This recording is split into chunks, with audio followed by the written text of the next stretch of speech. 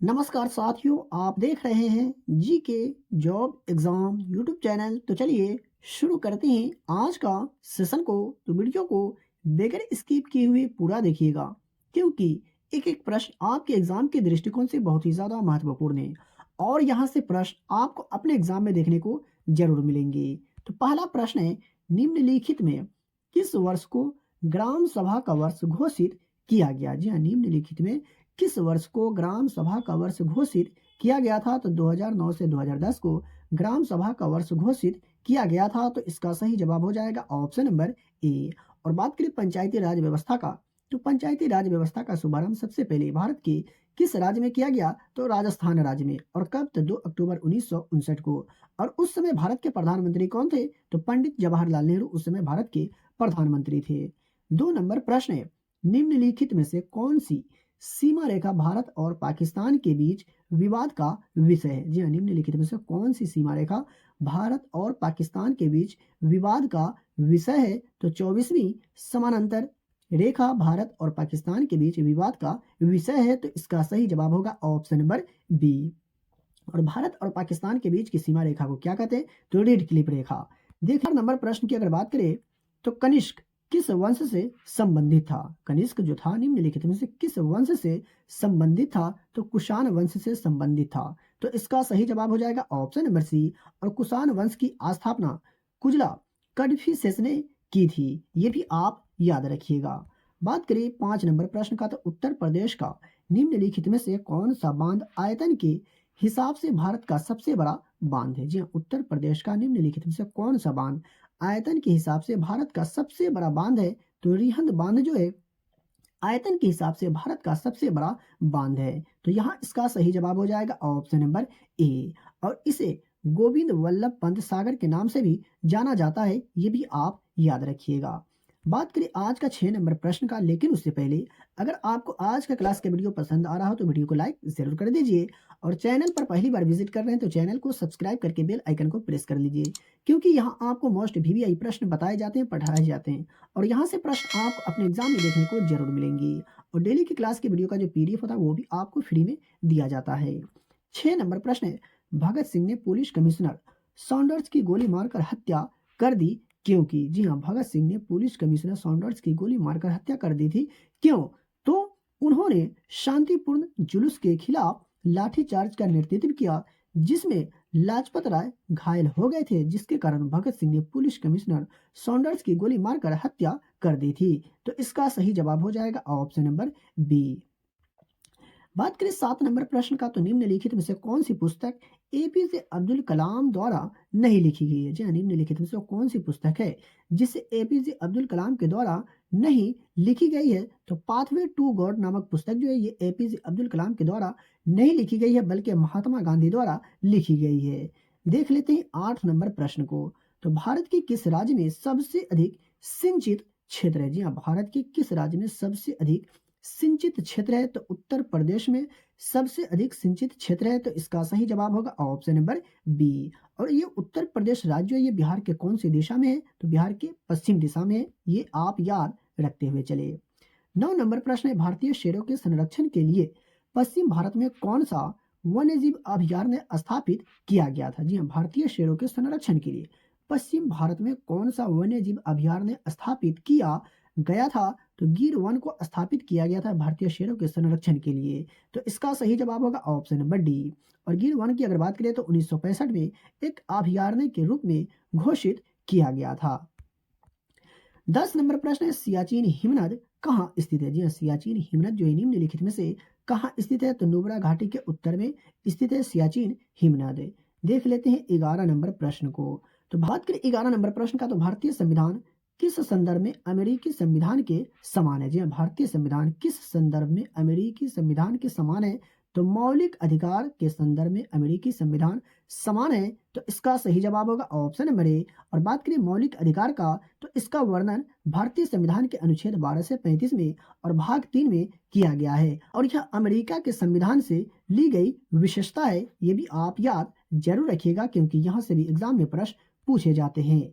12 number प्रश्न है, भारतीय संविधान की प्रस्तावना में न्याय शब्द निम्नलिखित में से किस रूप में नहीं आता? जी हाँ, भारतीय संविधान की प्रस्तावना में न्याय शब्द निम्नलिखित में से किस रूप में नहीं आता है? तो कानूनी रूप में नहीं आता है। तो इसका सही जवाब हो जाएगा ऑप्शन नंबर बी। और 1976 में 42वें संवैधानिक संशोधन अधिनियम द्वारा प्रस्तावना में संशोधन किया गया था। बात करिए 13 नंबर प्रश्न का, तो अनुच्छेद 48 के ए कहता है कि पर्यावरण की रक्षा डैश का कर्तव्य है। जी हाँ, अनुच्छेद 48 का ए कहता है कि पर्यावरण की रक्षा किसका कर्तव्य है? तो इसका सही जवाब होगा ऑप्शन नंबर डी यानी बी और सी, यानी राज्य और प्रत्येक नागरिक का कर्तव्य है। अनुच्छेद 48 का ए कहता है कि पर्यावरण की रक्षा करना। मैं आशा करता हूं कि आपको समझ में आ गया होगा। 14 नंबर प्रश्न है, भारत में जारवा और ओंगे जनजातियां कहाँ पाई जाती हैं? जी हाँ, भारत में जारवा और ओंगे जनजातियां निम्नलिखित में से कहाँ पाई जाती है? तो अंडमान और निकोबार द्वीप समूह में पाई जाती है भारत में जारवा और ओंगे जनजातियां। तो इसका सही जवाब हो जाएगा ऑप्शन नंबर सी। वहीं बात करें 15 नंबर प्रश्न का, तो निम्नलिखित में से कौन सा प्रस्ताव संघीय बजट से संबंधित है? जी हाँ, निम्नलिखित में से कौन सा प्रस्ताव जो है संघीय बजट से संबंधित है? तो कटौती प्रस्ताव जो है ये संघीय बजट से संबंधित है। तो इसका सही जवाब हो जाएगा ऑप्शन नंबर सी। 16 नंबर प्रश्न है, डैश दक्षिण पश्चिम मानसून द्वारा वर्षा प्राप्त करने वाला भारत का पहला राज्य है? जी हाँ, डैश दक्षिण पश्चिम मानसून द्वारा वर्षा प्राप्त करने वाला भारत का पहला राज्य है। तो केरल जो है दक्षिण पश्चिम मानसून द्वारा वर्षा प्राप्त करने वाला भारत का पहला राज्य है। तो इसका सही जवाब हो जाएगा ऑप्शन नंबर ए। और आपको कमेंट बॉक्स में कमेंट करके ये बताना है कि केरल राज्य की राजधानी कहाँ है। 17 नंबर प्रश्न की अगर बात करें, तो भारत के संविधान के निम्नलिखित में से किस संशोधन ने गोवा को राज्य का दर्जा दिया? जी हाँ, भारत के किस संविधान संशोधन अधिनियम के तहत गोवा को पूर्ण राज्य का दर्जा दिया गया? तो 56वां संविधान संशोधन अधिनियम में गोवा को राज्य का दर्जा दिया गया था। तो इसका सही जवाब हो जाएगा ऑप्शन नंबर बी। 18 नंबर प्रश्न, अविश्वास प्रस्ताव का वोट किस सदन में लाया जाता है? मैं आशा करता हूं कि इस प्रश्न का भी आंसर आपको जरूर याद होगा। नहीं याद है तो आप याद रखिएगा। जी हाँ, अविश्वास प्रस्ताव का वोट किस सदन में लाया जाता है? तो लोकसभा में लाया जाता है। तो इसका सही जवाब होगा ऑप्शन नंबर सी। और लोकसभा को निचला सदन कहा जाता है। 19 नंबर प्रश्न है, निम्नलिखित में से कौन सा प्राचीन महाजनपद वर्तमान उत्तर प्रदेश के क्षेत्र में स्थित नहीं था? जी हाँ, निम्नलिखित में से कौन सा प्राचीन महाजनपद वर्तमान उत्तर प्रदेश के क्षेत्र में स्थित नहीं था? तो कंबोज जो था ये महाजनपद वर्तमान उत्तर प्रदेश के क्षेत्र में स्थित नहीं था। तो इसका सही जवाब हो जाएगा ऑप्शन नंबर सी। 20 नंबर प्रश्न है, दिल्ली सल्तनत के निम्नलिखित सुल्तानों में से किसने गयासुद्दीन बलबन को अपना प्रधानमंत्री नियुक्त किया? जी हाँ, दिल्ली सल्तनत के निम्नलिखित सुल्तानों में से किसने गयासुद्दीन बलबन को अपना प्रधानमंत्री नियुक्त किया था? तो नसरुद्दीन महमूद ने गयासुद्दीन बलबन को अपना प्रधानमंत्री नियुक्त किया था। तो इसका सही जवाब हो जाएगा ऑप्शन नंबर ए। और यह इल्तुतमिश का पुत्र था। देख लेते हैं 21 नंबर प्रश्न को। तो अब यहाँ से आपको साइंस के प्रश्न मिलेंगे, तो आप वीडियो को पूरा जरूर देखिएगा। और अभी तक अगर आप वीडियो को लाइक नहीं किए तो वीडियो को लाइक जरूर कर दीजिए। और सेशन अगर पसंद आ रहा हो तो अपने दोस्तों और रिलेटिव में भी इस वीडियो को शेयर जरूर करिएगा। 21 नंबर प्रश्न है, शरीर के किस अंग की खराबी से मधुमेह होता है? जी हाँ, शरीर के किस अंग की खराबी से मधुमेह रोग होता है? तो अग्नाशय की खराबी से मधुमेह रोग होता है। तो इसका सही जवाब होगा ऑप्शन नंबर बी। और यह मानव शरीर की दूसरी सबसे बड़ी ग्रंथि है अग्नाशय, ये भी आप याद जरूर रखिएगा। 22 नंबर प्रश्न है, घेंगा रोग आयोडीन की कमी से होता है? ये तो आपको मालूम ही होगा, लेकिन यह निम्न में से किस क्षेत्र में व्यापक हो सकता है? तो पहाड़ी क्षेत्र से व्यापक हो सकता है। तो इसका सही जवाब होगा ऑप्शन नंबर बी।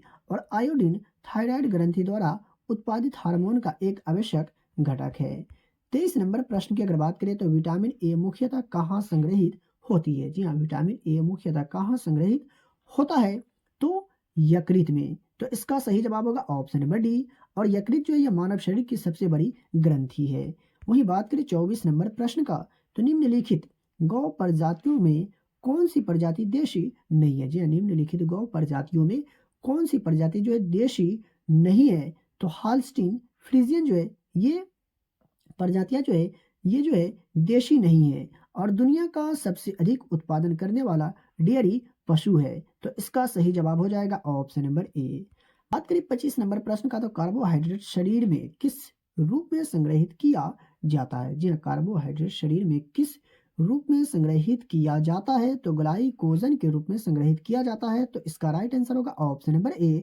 और ग्लूकोज हमारी कोशिकाओं के लिए ईंधन का मुख्य स्रोत है। 26 नंबर प्रश्न है, निम्नलिखित में से कौन अलौह धातु है? जी हाँ, निम्नलिखित में से कौन अलौह धातु है, ये आपको पहचान करके बताना है। तो अगर आपने चुना है ऑप्शन नंबर डी, तो बिल्कुल सही जवाब है। लेड जो है अलौह धातु है। 27 नंबर प्रश्न है, निम्नलिखित में से कौन सा आयन खारे पानी में मौजूद होता है? जी हाँ, निम्नलिखित में से कौन सा आयन खारे पानी में मौजूद होता है? तो कैल्शियम और मैग्नीशियम खारे पानी में मौजूद होता है। तो इसका राइट आंसर हो जाएगा ऑप्शन नंबर बी। इस नंबर प्रश्न है, नाइट्रोजन का उपयोग खाद्य पदार्थों से डैश के संप्रवहन के लिए किया जाता है? जी हाँ, नाइट्रोजन का उपयोग खाद्य पदार्थों से डैश के संप्रवहन के लिए किया जाता है। तो ऑक्सीजन के संप्रवहन के लिए नाइट्रोजन का उपयोग खाद्य पदार्थों से ऑक्सीजन के संप्रवहन के लिए किया जाता है। तो इसका सही जवाब होगा ऑप्शन नंबर बी। बात करें 29 नंबर प्रश्न का, तो किस खेत से मीथेन गैस का उत्पादन होता है? जी, तो धान का खेत से मीथेन गैस का उत्पादन होता है। तो इसका सही जवाब हो जाएगा ऑप्शन नंबर बी। वहीं बात करें 30 नंबर प्रश्न का, तो बिना बूझे चूने का रासायनिक सूत्र क्या होता है? जी हाँ, बिना बूझे चूने का रासायनिक सूत्र क्या होता था? CaO यानी कैल्शियम ऑक्साइड बिना बूझे चूने का रासायनिक सूत्र होता है। तो इसका सही जवाब होगा ऑप्शन नंबर डी। बात बात करें 31 नंबर प्रश्न का, तो दूध से क्रीम को डैश की प्रक्रिया द्वारा अलग किया जाता है? जी हाँ, दूध से क्रीम को किस प्रक्रिया द्वारा अलग किया जाता है? तो अपकेंद्रीकरण की प्रक्रिया द्वारा दूध से क्रीम को अलग किया जाता है। 32 नंबर प्रश्न है, जब कांच पर पानी डाला जाता है तो पानी कांच की सतह पर फैल जाता है और इस कारण पानी और कांच के अणुओं के बीच डैश बल है, ये आपको बताना है। यानी जब कांच पर पानी डाला जाता है तो पानी जो है कांच की सतह पर फैल जाता है। इस कारण पानी और कांच के अणुओं के बीच कौन सा बल होता है, ये आपको बताना है। तो अगर आपने चुना है ऑप्शन नंबर ए, तो बिल्कुल सही जवाब है। अणुओं के बीच असंजक बल है। तो इसका राइट आंसर होगा ऑप्शन नंबर ए। देख लेते हैं 33 नंबर प्रश्न को, तो प्रतिबल का एसआई मात्रक क्या है? जी हाँ, प्रतिबल का एसआई मात्रक क्या होता है? तो पास्कल होता है प्रति बल का एसआई मात्रक। तो इसका सही जवाब होगा ऑप्शन नंबर बी। वही बात करें आज का 34 नंबर प्रश्न का, तो 20 डिग्री सेल्सियस पर जल में ध्वनि की चाल होती है लगभग कितना? जी हाँ, 20 डिग्री सेल्सियस पर जल में ध्वनि की चाल लगभग कितना होता है? तो 1500 मीटर पर सेकेंड 20 डिग्री सेल्सियस पर जल में ध्वनि की चाल होती है लगभग। तो इसका सही जवाब होगा ऑप्शन नंबर सी। बात करें 35 नंबर प्रश्न का, तो अश्रव्य ध्वनि को कौन सुन सकता है? जी, अश्रव्य ध्वनि को निम्नलिखित में से कौन सुन सकता है? तो गैंडा सुन सकता है। तो इसका सही जवाब होगा ऑप्शन नंबर सी। और इसके अलावा दरियाई घोड़े, हाथी, व्हेल, कबूतर आदि भी यह ध्वनि को सुन सकते हैं। तो साथियों, अगर आपको आज का क्लास का वीडियो पसंद आया हो तो वीडियो को लाइक करें और चैनल पर पहली बार विजिट कर रहे हैं तो चैनल को सब्सक्राइब करके बेल आइकन को प्रेस करिए और इस वीडियो को ज़्यादा से ज़्यादा अपने दोस्तों और रिलेटिव में भी शेयर ज़रूर करिए। इसका पीडीएफ प्राप्त करने के लिए वीडियो के डिस्क्रिप्शन में दिए गए टेलीग्राम चैनल को ज्वाइन करें और डेली के वीडियो का फ्री में पीडीएफ प्राप्त करें। तो चलिए मिलते हैं फिर से एक नई वीडियो में।